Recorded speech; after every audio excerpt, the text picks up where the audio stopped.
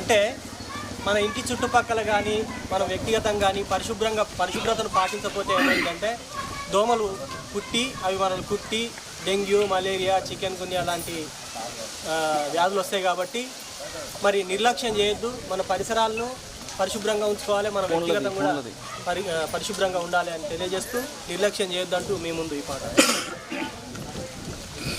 నీ నిర్లక్ష్యం, నీ అలసత్వం, పరిసరాల పరిశుభ్రత లోపం. నీ నిర్లక్ష్యం, నీ అలసత్వం, పరిసరాల పరిశుభ్రత లోపం. నీ నిర్లక్ష్యం, నీ అలసత్వం, పరిసరాల పరిశుభ్రత లోపం. నీ నిర్లక్ష్యం, నీ అలసత్వం, పరిసరాల పరిశుభ్రత లోపం. అది విషవలయం, రోగపు నిలయం, పిల్లల పాలిట యమపాశం.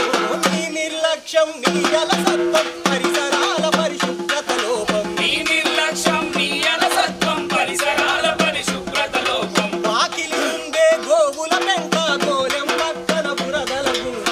గోలెం పక్కన బురదల గుంట, గోలెం పక్కన బురదల గుంట. వాకిలి ముందే గోవుల పెంట, గోలెం బయట పారేసే వ్యర్థం. తాగి పడేసే కొబ్బరి బోండం, తాగి పడేసే కొబ్బరి బోండం, పాత టైంలలో తుడిసిన వర్గం. నీ నిర్లక్ష్యం, నీ అలసత్వం, పరిసరాల పరిశుభ్రత లోపం. భోజనానికి కడగని చేతులు, మూతలు లేని వంట పాత్రలు. మూతలు లేని వంట పాత్రలు, మూతలు లేని వంట పాత్రలు. అరే భోజనానికి కడగని చేతులు, మూతలు లేని వంట పాత్రలు. మూతలు లేని